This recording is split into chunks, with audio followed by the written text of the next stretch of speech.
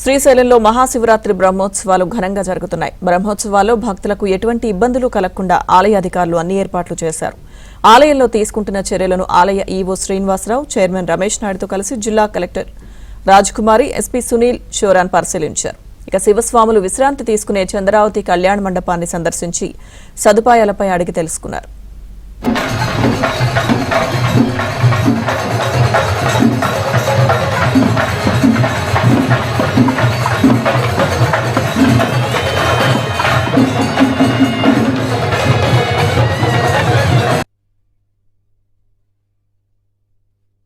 చెప్పాలి, అంత దూరం నుంచి వచ్చారు కదా.